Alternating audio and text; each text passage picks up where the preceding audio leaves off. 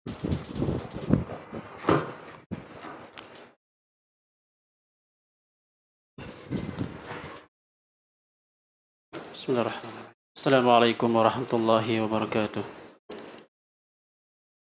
Innalhamdulillah nahmaduhu wa nasta'inuhu wa nastaghfiruh. Wa na'udzu billahi min shururi anfusina wa min sayyiati a'malina. May yahdihillahu fala mudilla lahu wa may yudlil fala hadiya lahu. Asyhadu an la ilaha illallah wahdahu la syarika lahu wa asyhadu anna Muhammadan abduhu wa rasuluh. Qala Allah ta'ala fi kitabihil karim, ya ayyuhalladzina amanu taqullaha haqqa tuqatih wa la tamutunna illa wa antum muslimun. Ya ayyuhan nasu taqu rabbakumul ladzi khalaqakum min nafsin wahidah wa khalaqa minha zawjaha wa batha minhuma rijalan katsiran wa nisaa'a wattaqullaha alladzi tasaaluna bihi wal arham innallaha kana 'alaikum raqiba.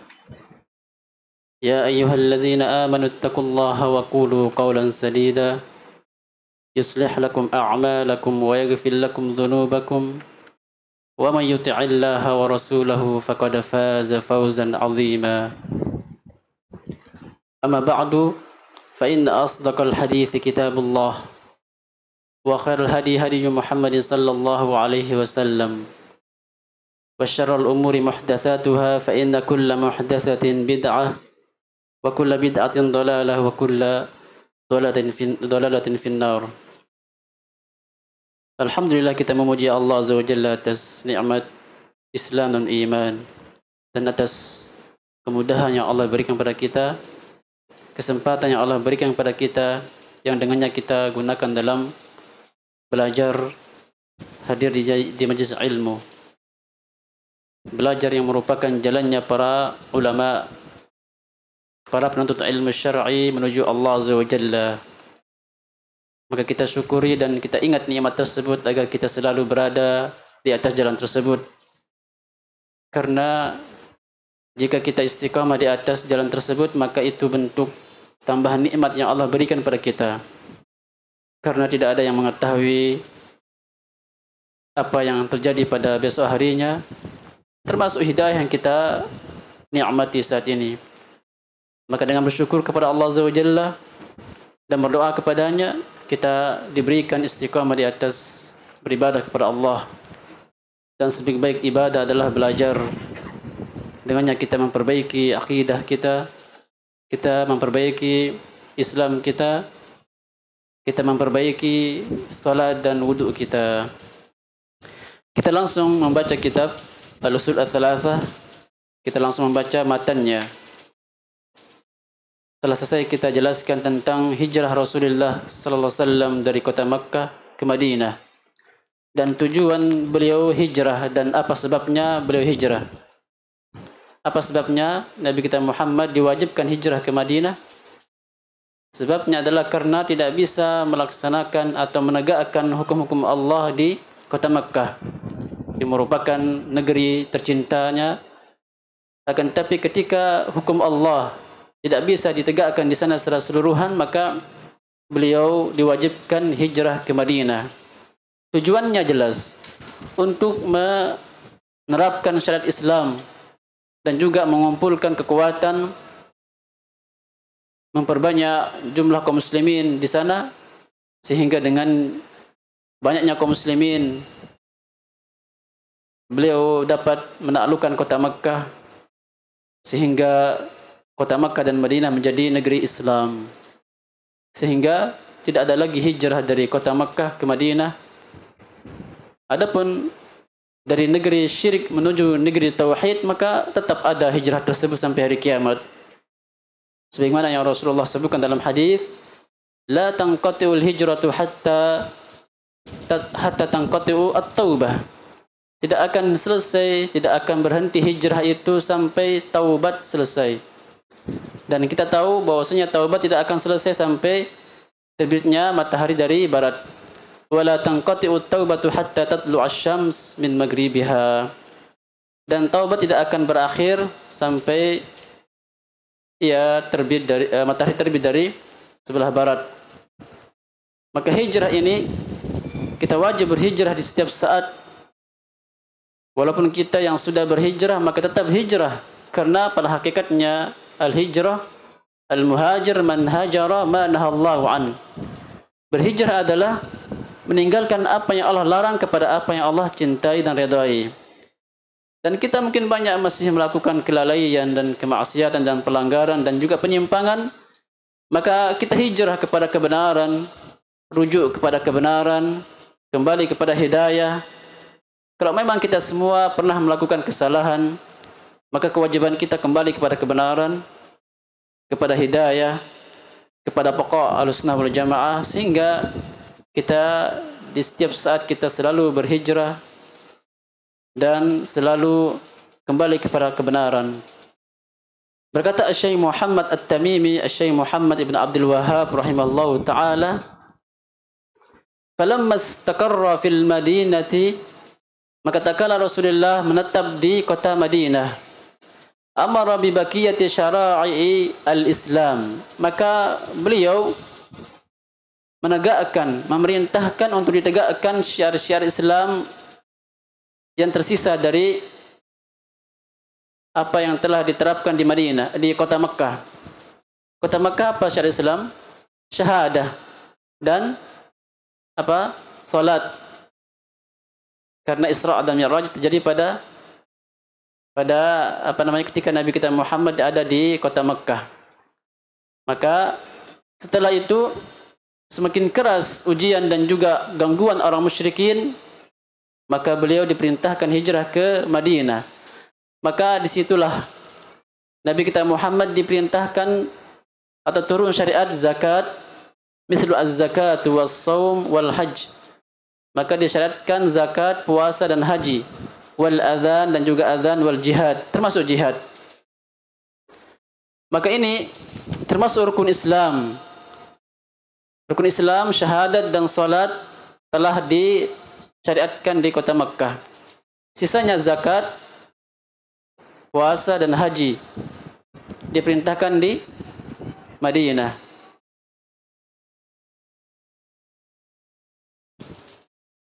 Dapat dipahami bahwasanya selama Rasulullah berada di kota Makkah berapa tahun? 10 tahun.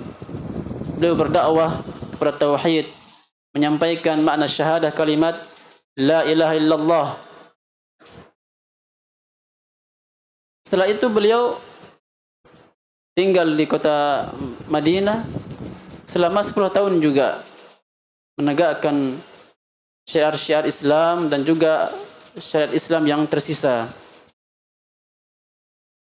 Di antara juga syariat Islam yang diperintahkan di kota Madinah, wal amru bil ma'ruf wan nahyi 'anil munkar, memerintahkan kepada kebaikan dan mencegah dari kemungkaran.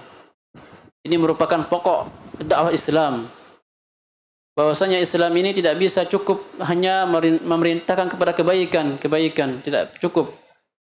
Kita harus tegakkan juga berdakwah kepada manusia agar mereka meninggalkan larangan Allah Azza wa Jalla.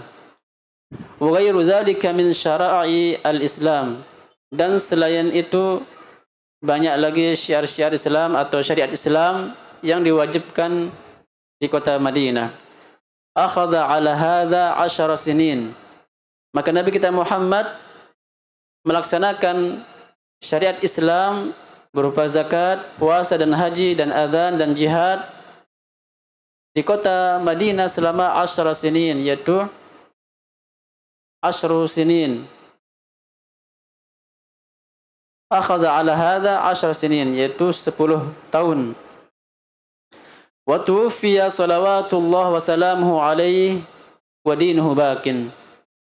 Dan ketika Nabi kita Muhammad wafat, setelah beliau mengamalkan Islam, maka beliau wafat, dan ketika beliau wafat agamanya tetap ada sampai hari kiamat. Wa hadza dinuhu, kata Syekh Muhammad At-Tamimi, dan ini agama Rasulullah sallallahu alaihi wasallam. La khaira illa dallal ummata alaih. Tidak ada kebaikan melainkan telah beliau sampaikan, tunjukkan kepada umatnya. Wala syarra illa hadzaraha minhu, dan tidak ada kejelekan melainkan telah Rasulullah waspadakan atau memperingati umatnya darinya. Wal khairul ladzi dallaha alaihi at-tauhid, dan adapun kebaikan yang telah ditunjukkan kepada umatnya adalah tauhid. Tauhid merupakan sumber kebaikan.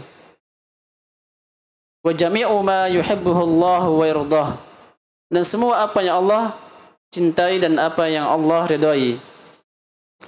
Wasyarrul ladzi hadzaraha minhu asyirku, adapun kejelekan yang diperingati oleh Rasulullah agar umatnya menjauhinya adalah syirik.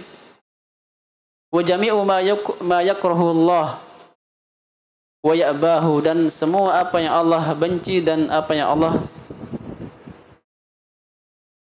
enggan untuk dilakukan oleh hambanya. Ba'athahullahu ilan nasi kafah, Allah mengutus Nabi kita Muhammad kepada seluruh manusia. Waftarada ta'atahu ala jami'il thaqalainil jinni wal insi, dan Allah mewajibkan ketaatan kepada seluruh makhluk jin dan manusia.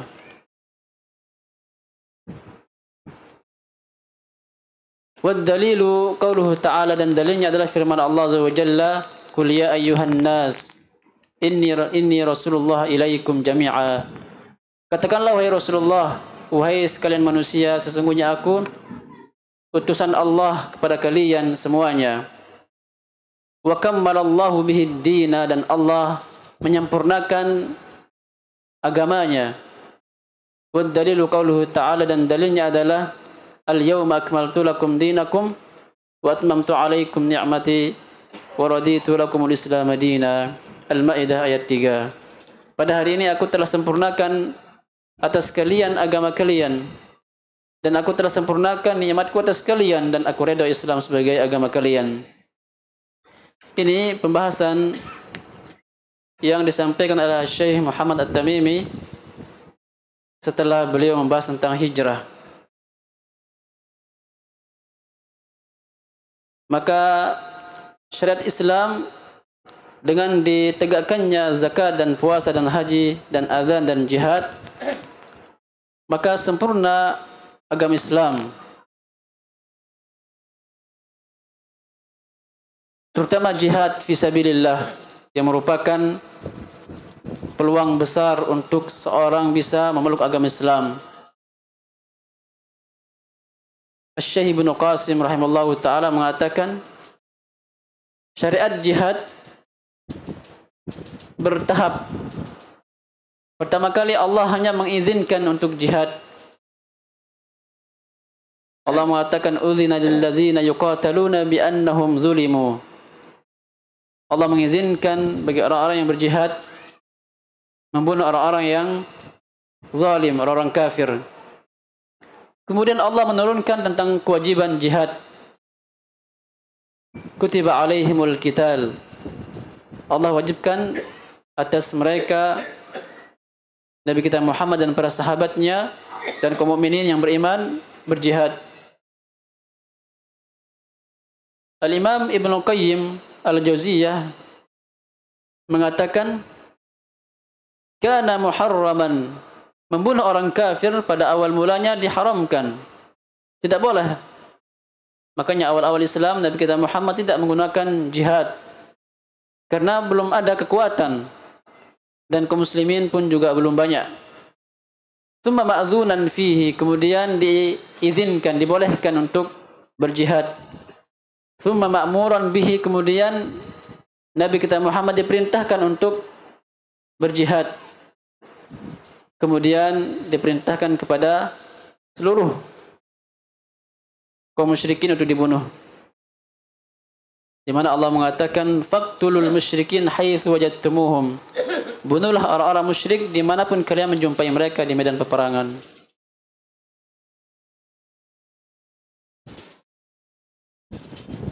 Maka jihad ini dapat dipahami bahwasanya turunnya di kota Madinah. dan itu disyariatkan ketika sudah kuat, terkumpul kekuatan, baru disyariatkan jihad. Makanya berdakwah kita kedepankan dakwah terlebih dahulu, menjelaskan hukum kepada manusia, bukan menegakkan jihad awal kali sebagaimana dakwahnya orang-orang yang menggemborkan tentang khilafah. Mereka ingin untuk mengumpulkan kekuatan, menegakkan khilafah terlebih dahulu, sedangkan mereka belum berjihad. Bagaimana mereka menyelisihi dakwah Rasul? Rasulullah berdakwah dengan awal kalinya dengan berdakwah, menyampaikan hukum-hukum Allah, menyampaikan kebenaran, dan mereka mengawali dakwah mereka dengan jihad. Makanya mereka hanya mementingkan khilafah. Dan ini menyimpang dari metode dan dakwah dan manhaj dakwah Rasulullah sallallahu alaihi wasallam.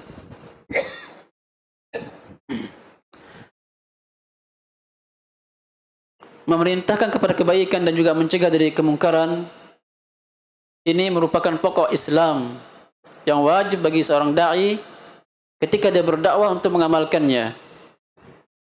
Sebagaimana yang kami sampaikan tadi, tidak akan bisa dakwah ini tegak kecuali dengan dua perkara tersebut, al-amru bil ma'ruf dan an-nahyu 'anil munkar. Dan pokok ini telah disebutkan dalam kalimat syahadah la ilaha illallah. La ilaha penafian. Maka kita hendak melarang manusia untuk beribadah kepada selain Allah Azza wa Jalla, melarang manusia dari berbuat syirik. Illallah al-itsbat, menetapkan ibadah hanya untuk Allah Azza wa Jalla, yaitu berdakwah kepada tauhid. Awal dakwah demikian, memerintahkan kepada tauhid dan mencegah dari kemungkaran. Dan demikian seterusnya. Kita berdakwah kepada tauhid dan juga mencegah manusia dari penyimpangan bid'ah.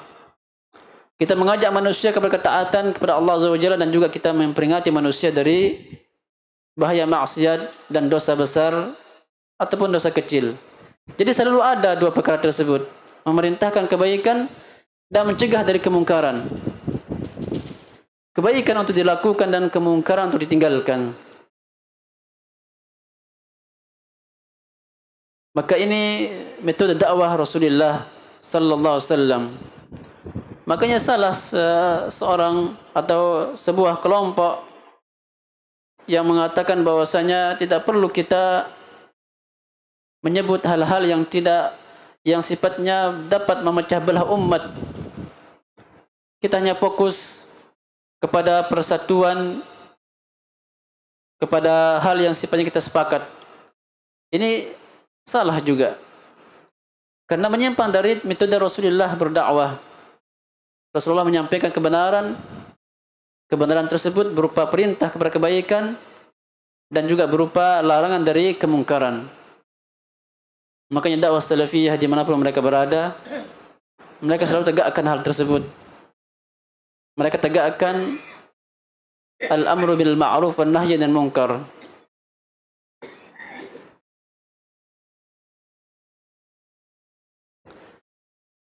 Syekh Muhammad At-Tamimi mengatakan, wa hadza dinuhu, dan ini agama Rasulullah sallallahu alaihi wasallam, la khaira illa dallal ummata alaihi wa la syarr illa hadzarha min. Tidak ada kebaikan melainkan telah disampaikan oleh Rasulullah kepada umatnya. Sebaliknya kejelekan, tidak ada kejelekan melainkan telah diperingati oleh Rasulullah sallallahu alaihi wasallam. Artinya sempurna agama Islam. Kita sebagai umat Nabi Muhammad sallallahu alaihi wasallam hanya mengikuti apa yang telah Rasulullah dakwahkan. Maka kita dalam mengikuti ini masih banyak yang kurang. Kita hendak sadari hal tersebut, masih banyak kita kurang dalam melaksanakan sunnah Rasulullah. Kita masih mungkin bisa melakukan satu sunnah, akan tetapi yang lain belum kita bisa lakukan. Maka kita hendak berniat untuk melakukan sunnah tersebut seluruhnya, sekuat mungkin, sebisa mungkin, dan semirip mungkin. Makanya ketika disampaikan tentang kesalahan-kesalahan, kita hendak rujuk kepada kebenaran dan kita tinggalkan kesalahan. Demikian seorang beragama. agar kita hanya mengikuti Rasulullah SAW dan tidak mengikuti sang pemimpin yang salah atau seorang ulama yang salah atau seorang ustadz yang salah, karena kesalahan itu murni dari seorang. Namun dakwah Rasulullah insyaallah murni wahyu Allah Azza wa Jalla yang selalu kita harus ikuti.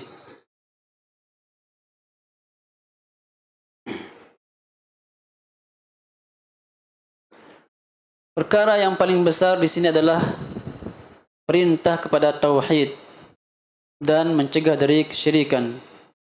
Dari awal kajian atau dari awal kitab Usul Salasah telah disampaikan oleh Syekh Muhammad. Wa a'zam ma amara Allah bihi tauhid, dan perkara yang paling besar yang Allah perintahkan tauhid.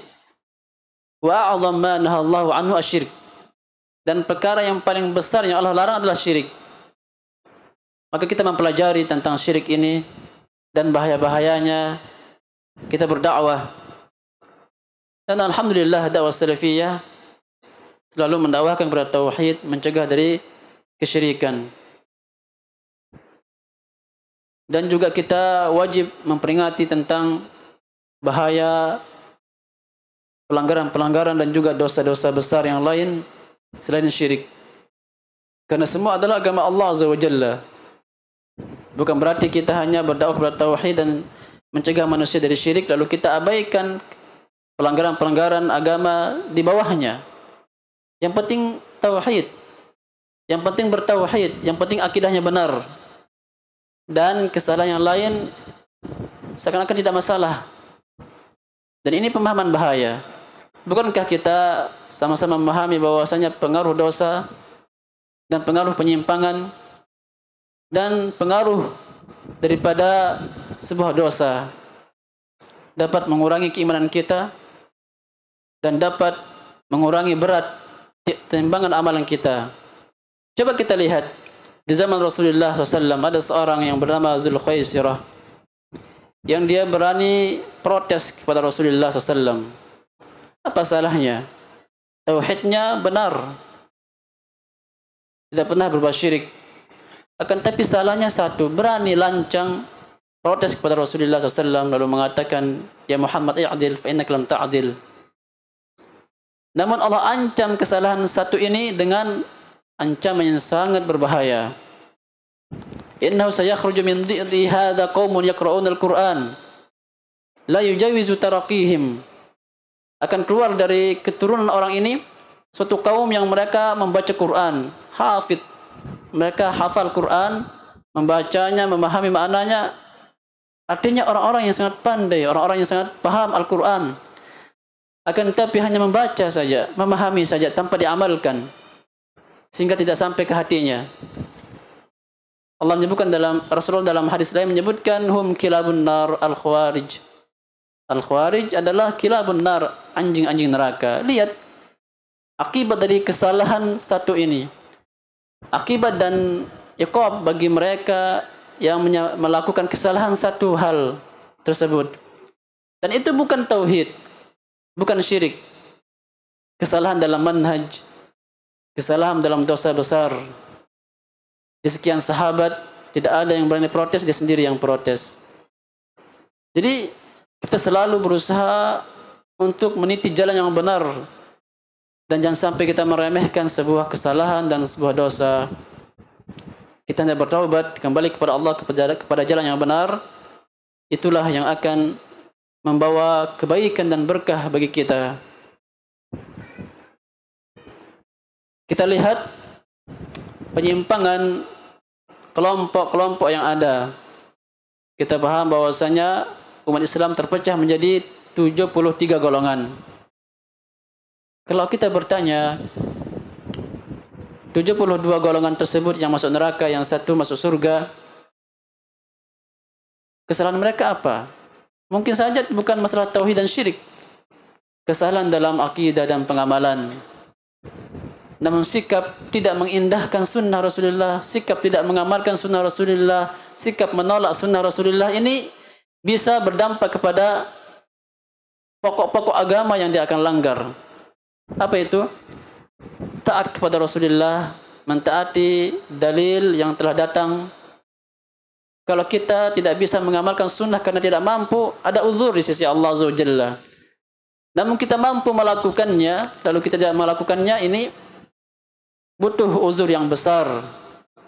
Butuh jawaban yang besar. Maka dakwah salafiyah selalu mengajak kepada kebaikan dan selalu berusaha untuk menjadi sempurna dalam mengamalkan dakwah tersebut.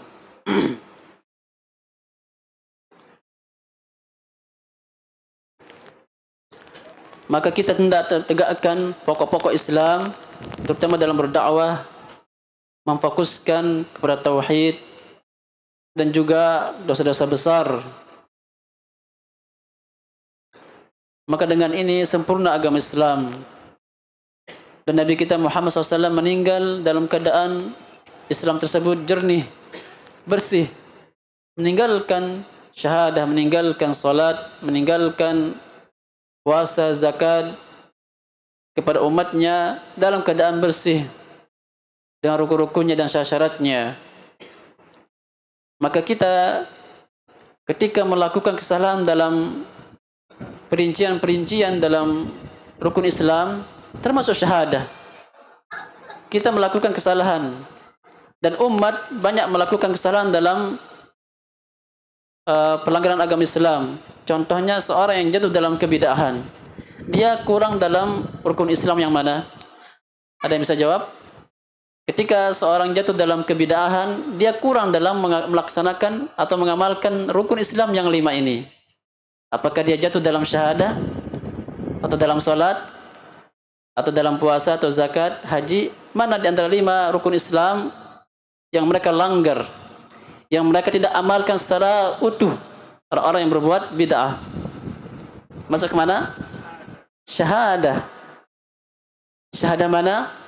Syahadah anna Muhammadan abduhu rasuluh. Seorang yang jatuh dalam kebid'ahan, mereka tidak sempurna mengamalkan makna syahadah anna Muhammadan abduhu rasuluh. Kenapa? Karena di antara makna kalimat syahadah anna Muhammadan abduhu rasuluh adalah apa? Yang pertama apa? Ta'atuhu fi ma amar. Mentaati Rasul pada apa yang Nabi perintahkan. Demikian. Wa tasdiquhu fi ma akhbar. Ini makna syahadah anna Muhammadan abduhu rasuluh, dan membenarkan Nabi kita Muhammad pada apa yang telah dikabarkannya. 2. Yang ketiga, ta'atuhu fi ma amar, tasdiquhu fi ma akhbar, wajtinabu ma naha anhu wa zajar. Dan meninggalkan, yang ketiga, meninggalkan apa yang Nabi larang dan apa yang Nabi waspadai. Dan banyak di antara yang sering Nabi waspadai masalah bid'ah. Rasulullah mengatakan, iyyakum wa muhdatsatil umur. Hati-hatilah kalian jangan sampai jatuh dalam perkara baru. Fa inna kulla muhdatsatin bid'ah, dan setiap perkara baru adalah bid'ah. Wa kullu bid'atin dhalalah, dan setiap bid'ah sesat. Wa kullu dhalalatin finnar, dan setiap kesesatan di neraka. Jadi kita masih belum mengamalkan makna yang 3 ini, yaitu ijtinabu ma naha anhu wa zajar, tidak meninggalkan apa yang Nabi larang dan apa yang beliau waspadai. Ini kita masih lemah di sini. Mau tambah lagi makna yang keempat. Apa itu makna yang keempat? La yu'badallahu illa bima syara'a. Allah tidak boleh disembah kecuali dengan apa yang Nabi syariatkan. Tambah jatuh kita di sini. Jadi kita ketika ingin selamat dari perkara bid'ah tersebut, kembali kepada makna syahadah la ilallah. Syahadah anna Muhammadan abduhu rasuluh. Subhanallah, ternyata syahadah masih belum kita sempurna amalkan. Orang-orang yang jatuh dalam kesyirikan, jatuh dalam mana? Rukun Islam yang 5? Dalam syahadah la ilaha illallah. Jadi pokok yang pertama memang berat sekali. Makanya kita selalu hendak dakwahkan syahadah tersebut. Bukan makna pada syirik dan tauhid saja, akan tapi bid'ah juga dikarenakan masih lemah kita mengamalkan makna syahadah anna Muhammadan abduhu wa rasuluh. Belum lagi kita pindah kepada rukun Islam yang kedua, salat. Betapa banyak kaum muslimin yang mengaku dia muslim dan muslimah meninggalkan salat. Dan meninggalkan salat, apa akibatnya? Masuk ke ranah kekufuran. Jika dia mengingkari kewajibannya, dia kafir secara ijma'. Namun jika dia masih mengakui kewajibannya dan dia malas melaksanakan salat, khilaf. Ada yang mengatakan kafir, ada yang tidak. Berat masalahnya. Jadi alangkah kita butuh kembali kepada ajaran Allah Azza wa Jalla. Kembali kita dengan banyak belajar lagi dan diamalkan apa yang telah kita dapatkan. Bukankah karena kita kembali Allah berikan kita hidayah sunnah ini. Lalu ketika kita sudah memegang sunnah tersebut lalu kita tidak amalkan.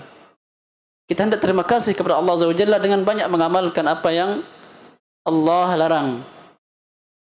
Maka sejatinya pokok usul rukun Islam yang masih kita perlu perbaiki dan pelajari dengan ikhlas, dengan benar, agar kita sempurna dalam berrukun, bersyahadah. Yang jelas Nabi kita Muhammad meninggalkan syariat syahadah, salat, puasa, zakat, berhaji, rukun Islam dan juga rukun iman. Sempurnalah Islam dengan hal tersebut. Maka tidak ada yang menyimpang dari kebenaran tersebut kecuali akan tersesat jalannya. Rasulullah SAW bersabda dalam hadis yang sahih, "Taraktukum ala misli bayda, lailuha kanahariha la yazigu anha illa halik." Aku telah tinggalkan kalian agama Islam yang sempurna, bersih, jernih. Maka tidak ada yang menyimpang darinya melainkan akan tersesat jalannya. Dan Nabi kita Muhammad meninggal memberikan kita dua pustaka, yaitu Al-Quran dan hadis Rasulullah SAW. Taraktu fikum amrayni lan tadillu ba'dahuma kitab Allah wa sunnati. Aku tinggalkan pada kalian dua perkara yang tidak akan tersesat jalan kalian jika berpegang teguh dengan kitab Allah dan sunnah Rasulullah. Maka dua pusaka ini jika kita berpegang dengan sebenar-benarnya dan sebenar-benar makna yang diinginkan, insyaallah kita akan selamat. Namun masalahnya adalah umat Islam tidak berpegang dengan Al-Quran dan hadis dengan sebenar-benarnya. Ketika mereka mencukupkan diri dengan Al-Quran dan hadis, tersesat jalannya. Kita harus menggunakan pemahaman sahabat dalam memahami Al-Quran dan hadis. Kenapa? Karena para sahabat telah menyaksikan wahyu. Karena para sahabat muridnya Rasulullah dan langsung diajarkan oleh Rasulullah. Ketika Rasulullah meninggal, siapa yang akan diambil ilmunya? Para sahabat. Maka kita wajib kembali kepada sahabat Rasulullah SAW. Kita sekarang para jamaah yang hadir, tidak mungkin kita langsung baca Al-Quran dan hadis. Karena itu dua pusaka yang Nabi tinggalkan. Tanpa kita bertemu dengan ustadz, dengan ulama yang mengajarkan tentang kebenaran, tentang pemahaman dengan apa kita memahami Al-Quran dan hadis. Kita dapatkan bahwasannya harus dipahami dengan pemahaman sahabat Rasulullah SAW. Maka memahami Al-Quran dan hadis dengan pemahaman sahabat menjadi pokok dalam agama Islam. Maka barang siapa yang tidak mengambil pemahaman tersebut, maka dia akan tersesat jalannya. Makanya Imam Ahmad rahimahullah ta'ala mengatakan dalam Syarh Sunnah, "Usulus sunnah indana at-tamassu bima kana alaihi ashabu Rasulillah wal iktida'u bihim." Pokok-pokok sunnah adalah berpegang teguh kepada Al-Quran dan hadis dan pemahaman sahabat dan mengikuti mereka. Jadi mengikuti pemahaman sahabat. Dan pokok ini adalah fondasi yang kita berbeda dengan saudara kita yang lain dari kelompok-kelompok Islam yang mengaku beragama Islam dan yang mengaku cinta Nabi Muhammad SAW. Akan tetapi jika diperiksa amalannya jauh daripada apa yang Nabi amalkan, bahkan jauh daripada apa yang sahabat amalkan. Maka hendaknya kita kembali kepada kebenaran dengan memahami sumbernya. Para sahabat termasuk sumber memahami Al-Quran dan hadis Rasulullah SAW.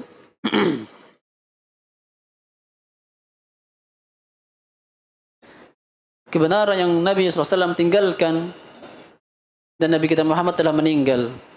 Yang sisa adalah agamanya sampai hari kiamat. Sampai hari kiamat berarti ada kebenaran yang akan selalu ada sampai hari kiamat. Kalau kita melihat jumlah yang ada, kaum muslimin yang ada, banyak orang-orang yang mengaku kebenaran. Kalau satu amalan, satu langkah, kita mudah memilihnya, kita mudah memegangnya. Tapi masalahnya kita dihadapkan dengan kelompok-kelompok yang berbagai macam pemahamannya. Di sana mengamalkan amalan ini, di sana enggak. Kita seakan-akan bingung dihadapkan dengan perpecahan tersebut. Jadi mana di antara semua ini kebenaran? Apakah semuanya benar atau semuanya tidak benar? Maka kita harus bangun keyakinan, bangun konsep, pasti ada kebenaran di antara salah satu dari 73 golongan. Pasti. Sifat-sifatnya pasti juga. Maka kita kembali kepada ilmu dan belajar, sehingga kita akan dapat memahami, mengenali mereka.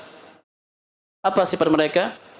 Satu golongan yang akan selalu ditolong oleh Allah Azza wa Jalla sampai hari kiamat. Ma ana alaihi al-yawm wa ashabi. Itu sifatnya. Mereka yang akan selamat sampai hari kiamat adalah orang-orang yang berpegang dengan apa yang saya amalkan saat ini dan para sahabatku. Para sahabat disebutkan menunjukkan inti dalam memahami Al-Quran dan hadis. Dan inilah kelompok yang selalu memahami agama Allah dengan pemahaman sahabat, inilah yang akan sampai hari kiamat akan ada. Rasulullah sallallahu alaihi wasallam bersabda dalam hadis yang sahih, la tazalu ta'ifatun min ummati zahirin al-haq. Akan selalu ada umatku, akan selalu ada satu golongan yang benar yang akan diselamatkan sampai hari kiamat. La yadurruhum man khadalahum. Tidak dapat membahayakan mereka orang-orang yang memusuhi mereka. Walaupun bagaimana perintangan dan juga gangguan yang menghantam dakwah sunnah, dakwah salafiyah, mereka tidak bisa mematikannya. Bahkan terkadang seperti kayu gaharu yang dibakar. Kayu gaharu yang baunya sangat wangi. Jika dibakar dia akan semakin wangi, semerbak. Semakin banyak yang dapat mencium baunya. Dakwah salafiyah demikian. Makanya kita bersabar di atas dakwah ini. Walaupun banyak rintangan, walaupun banyak ujian, kita hendak sabar. Karena demikianlah sifat kebenaran. Akan tapi berbahagialah orang-orang yang membawa kebenaran. Fatuba lil ghuraba. Berbahagialah orang-orang yang asing.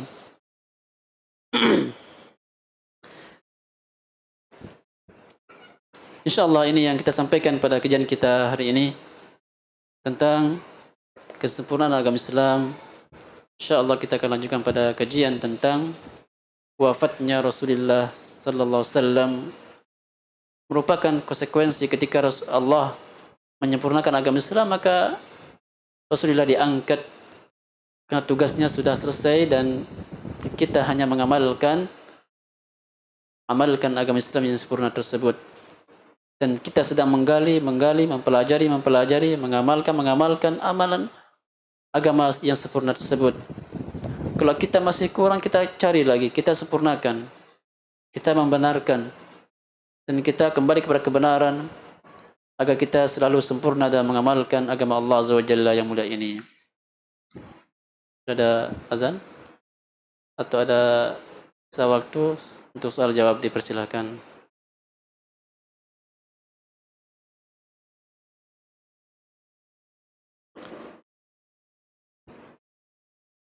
Ada sekitar 4 menit. Ada soal jawab, silakan.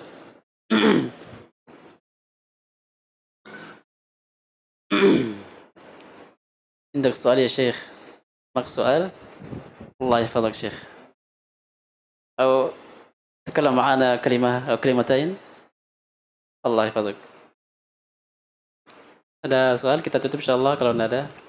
Qul qawli hadza wa astaghfirullah li wa lakum wa li sa'iril muslimin min kulli dhanbin innahu huwal ghafurur rahim. Assalamualaikum warahmatullahi wabarakatuh.